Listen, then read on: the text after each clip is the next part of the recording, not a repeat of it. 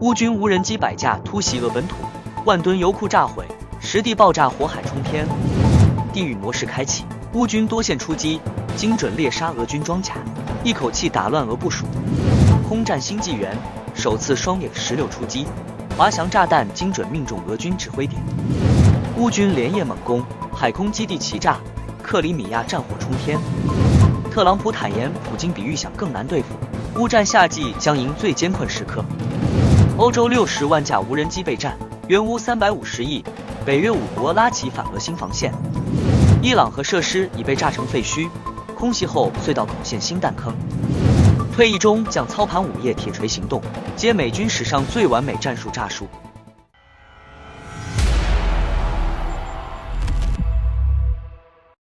6月25日，俄罗斯出动71架无人机对乌克兰发动新一轮空袭，乌克兰防空部队成功拦截并击落其中的52架，防止了更大范围的破坏。就在前一天，俄军还对第聂伯罗彼得罗夫斯克州的第聂伯罗市发动至少4枚伊斯坎德尔导弹，造成严重平民伤亡。此次袭击波及范围广泛，当地14所学校、幼儿园和多家医疗机构不同程度受损。据悉，火车站和工业区成为主要受害区域，多处爆炸引发远处白色蘑菇云。尤为引发争议的是，俄军导弹摧毁了一辆开往敖德萨的客运列车。虽然当时列车尚未启动且无乘客，但攻击民用列车的行为引发广泛谴责。乌总统泽连斯基在荷兰参加北约峰会期间呼吁盟国提供更多防空系统，强调拯救生命刻不容缓。他指出，俄罗斯制造导弹所需的零部件仍依赖部分国家的供应，国际社会必须加大对俄制裁力度。6月25日，乌克兰发动了大规模远程无人机打击行动，向俄罗斯本土深处发射至少100架无人机，目标涵盖库尔斯克、利佩茨克、别尔哥罗德、莫斯科在内的10个地区，克里米亚也未能幸免于难。此次行动中，罗斯托夫州塔甘罗格的 Arrow 无人机制造厂、亚速海炼油厂、他山、萨拉托夫州恩格斯空军基地附近、克里米亚的战克伊机场以及普里莫尔斯克、梅利托波尔和亚基莫夫卡等地相继传出剧烈爆炸声，多地出现大火，具体损失仍在统计中。更引人注目的是，乌军无人机已能深入俄境逾1000公里，对远在达达斯坦的赤塔市俄军后勤基地发起精确打击，显示出乌克兰远程无人打击能力的持续升级。面对此类等量报复式攻击，俄罗斯的后勤和战备体系正面临越来越严峻的挑战。据悉，袭击目标包括俄军第1063后勤基地及第457工程与排雷营的营房。此次远程打击引发的火灾至今仍未扑灭。美国国家航空航天局 FIRM 火情监测系统也确认了该地区发生大规模火灾，进一步印证了乌军袭击的猛烈程度。另外，据乌克兰武装部队总参谋部通报，2025年6月23日夜间，乌克兰特种作战部队联合火箭兵和炮兵对位于俄罗斯罗斯托夫州的阿特拉斯联合企业油库实施了精准打击。该油库储存超过5万吨航空燃油及装甲车辆使用的润滑油，每日有数百辆油罐车将燃料输往扎波罗热和顿巴斯战场。袭击后现场火光冲天，黑烟蘑菇云在10几公里外可见，爆炸声震耳欲聋。卫星图像显示，10多个储油罐被炸毁，输油管线和设施严重受损。通报指出，此次打击成功命中目标区域，现场已确认发生火灾，旨在削弱敌方的进攻能力。目前打击效果正在进一步评估中。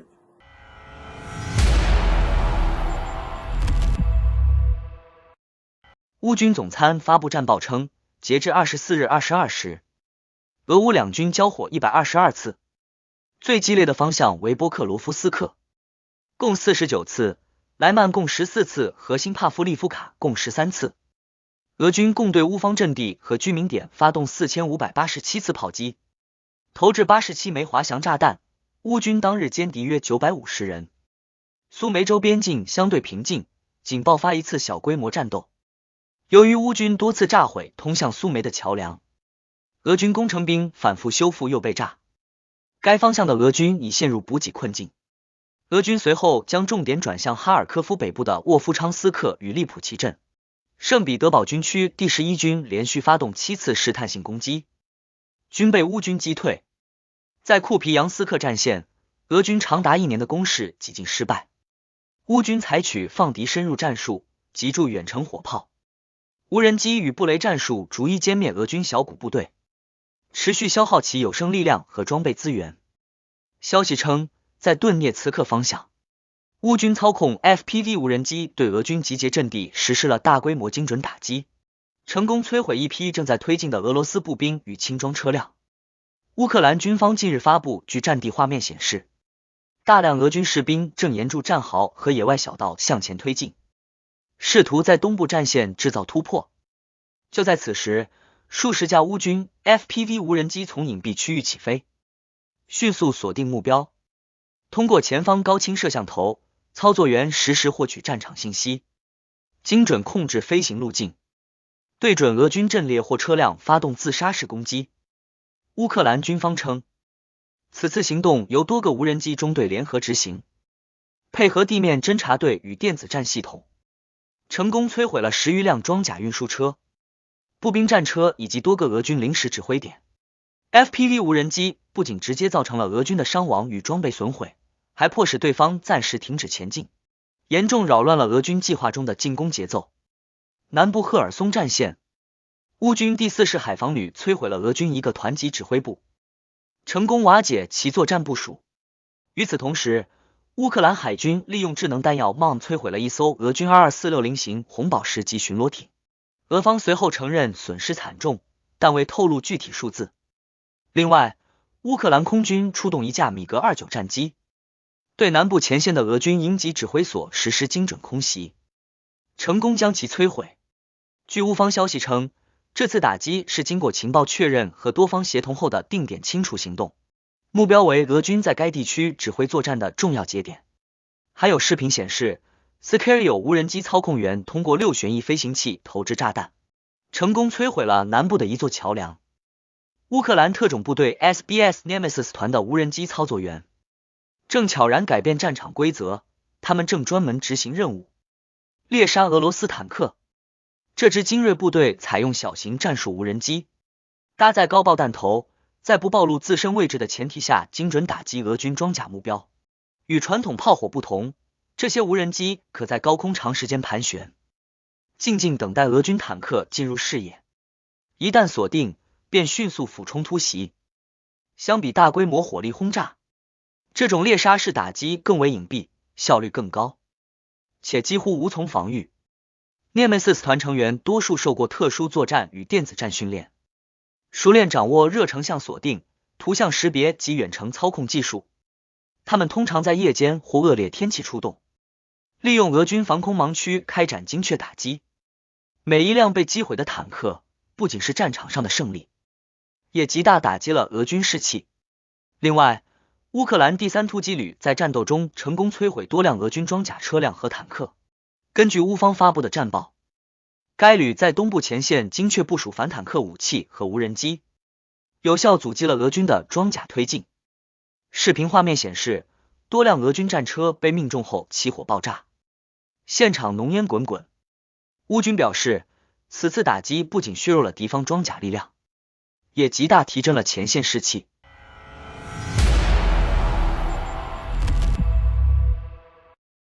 近日，乌克兰空军出动频率明显提升，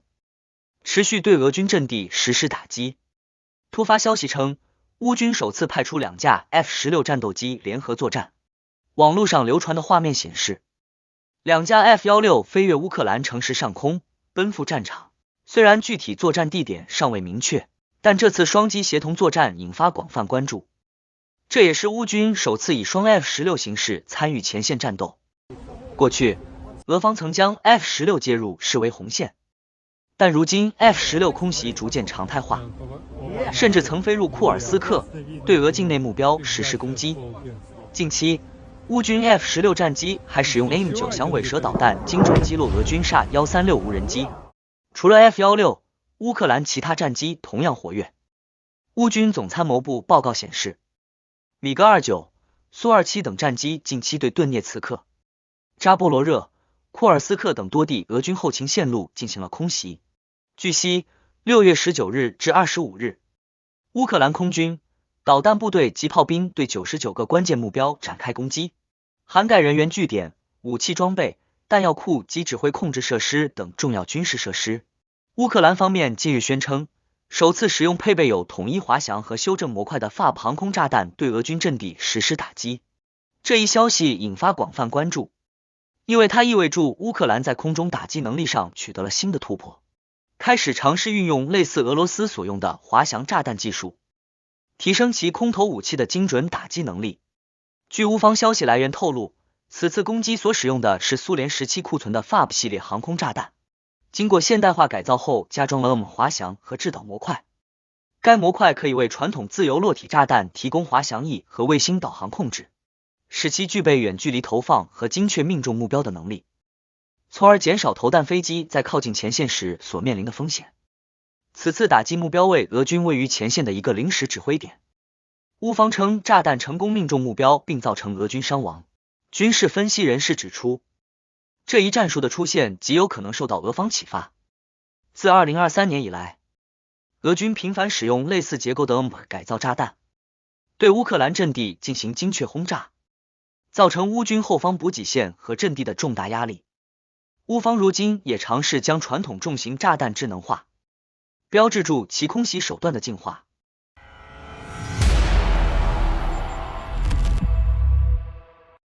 乌克兰近期对克里米亚的海军和空军基地发动了多次远程打击。6月25日夜间，据多家媒体报道，位于克里米亚乔诺莫尔斯克的俄罗斯海军特种部队 Espanola 基地遭到乌军空袭。乌军先派出无人机群引诱俄军防空火力，然后发射了海王星巡航导弹。黑海上空响起多次爆炸，基地附近火光冲天。尽管俄方称提前预警并撤离人员，避免了人员伤亡，但从火灾规模来看，基地几乎被严重摧毁。目前，乌军已对海王星导弹进行了升级，射程和威力均有显著提升。克里米亚海军基地一直是乌军重点打击目标，尤其是黑海舰队。自俄军撤退至本土海域后，克里米亚的海军力量大幅减少，部分水手甚至被调往库尔斯克陆地作战。与此同时，乌军还对克里米亚战科1空军机场发动了大规模无人机袭击，造成机场火灾并伴随多次爆炸。5天内，乌克兰已对克里米亚发起3次攻势。巴克齐萨莱军事基地也遭到无人机重击，俄军后方空军基地因此高度紧张。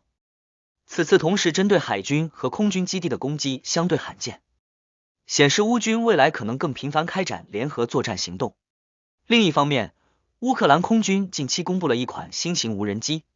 专门用于拦截俄军的 SHA 无人机，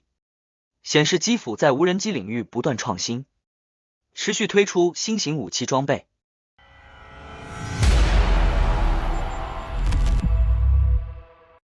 6月下旬，在荷兰海牙举行的记者会上，美国总统特朗普首次正面回应外界质疑，为何在重返白宫已5个月后，仍未兑现迅速结束乌克兰战争的竞选承诺。他直言，这比人们想象的要复杂得多。弗拉基米尔·普京比我预期的还要难对付。我也曾与泽连斯基存在一些问题。尽管如此，特朗普强调，他愿意亲自与普京对话，看看我们能否停止这场战争。他表示，普京其实脑子有些糊涂，也许有意结束这场冲突，但也不排除对乌克兰以外的领土怀有野心。在与乌克兰总统泽连斯基的首次会晤中，双方代表团与翻译悉数在场，气氛看似友好。泽连斯基向特朗普展示了最新的战场形势图，指出俄方对战果存在夸大。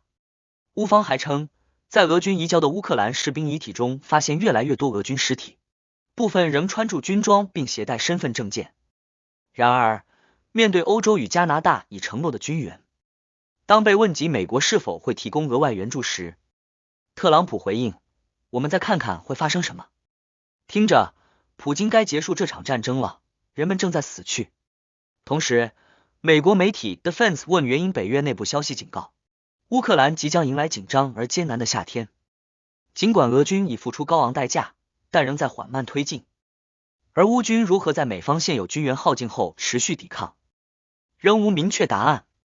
华盛顿邮报透露，欧洲盟国正在寻求替代方案，以应对特朗普政府可能不批准新军援的风险。他们试图说服华盛顿改为现金交易或信贷销售武器，但仍需视特朗普最终立场而定。即便美国拒绝出口武器，美方仍可能提供情报、后勤等间接援助。欧洲若要填补军援缺口，势必将面临自身库存压力与资源短缺的双重挑战。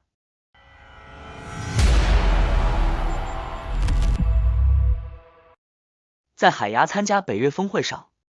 荷兰国防大臣布雷克尔曼斯确认，将在原有5亿欧元援助基础上追加 1.75 亿欧元，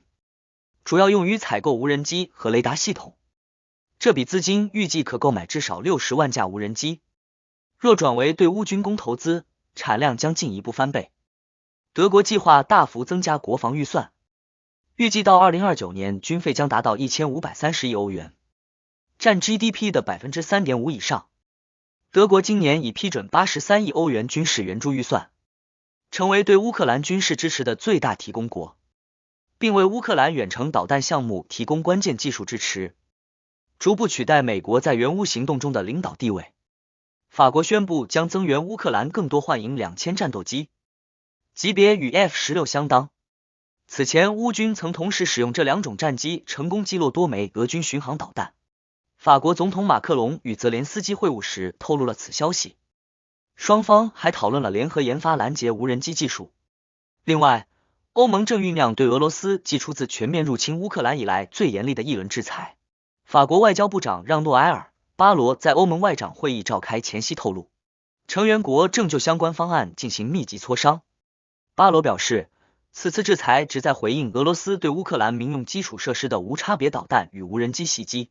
他言辞谴责克里姆林宫的军事行动极端残忍，并指出俄方蓄意攻击非军事目标，导致大量平民伤亡。他强调，俄罗斯自3年前发动战争以来，持续推行带有殖民色彩的扩张行动，使其本国经济陷入深重压力。此轮制裁将进一步削弱莫斯科的战争资源，迫使其领导层重新考虑持续敌对的代价，并回到谈判桌上，基于尊重乌克兰主权与领土完整的原则，寻求公正且可持续的和平解决方案。为应对潜在的俄罗斯军事威胁，北约5个成员国芬兰、爱沙尼亚、拉脱维亚、立陶宛与波兰已集体宣布退出渥太华公约，准备在与俄接壤地区大规模部署地雷，重建新一轮铁幕。北约新任秘书长马克·吕特也强调，俄罗斯仍是北约当前最直接的威胁。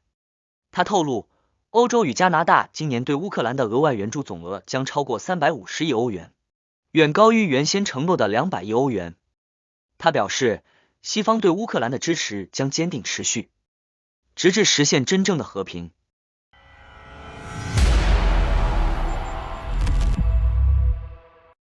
在伊以双方宣布停火后，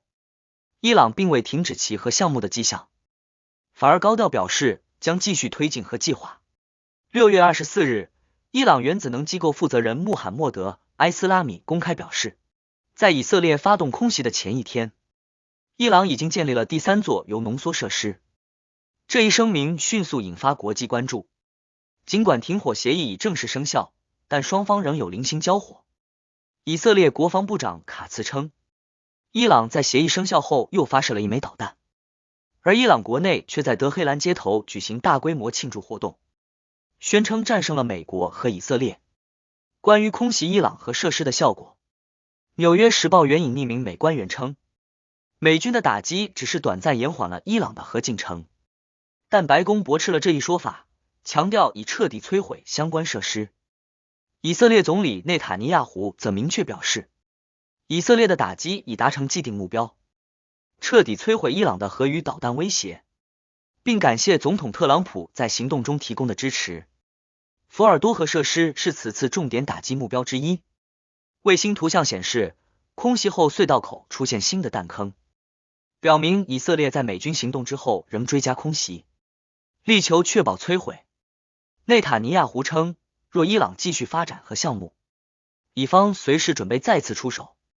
与此同时，媒体也报道称，以色列在战事中精准清除多名伊朗高层官员，包括情报局副负责人、革命卫队指挥官穆罕默德·塔基·优素福，以及一位重要核科学家赛迪吉。美方消息人士透露，早在开战前，美以双方已就联合打击达成共识。特朗普称，此次行动已完全摧毁伊朗核能力，因此才推动停火协议的达成。北约秘书长马克·吕特还私下向特朗普致信，称打击伊朗核设施让我们所有人更安全。尽管伊朗在宣传中高调庆祝，甚至否认部分袭击后果，但从整体战果来看，美以联手的军事行动确实取得了压倒性成果，不仅摧毁了伊朗的关键核设施与导弹系统，还重创其军事指挥体系。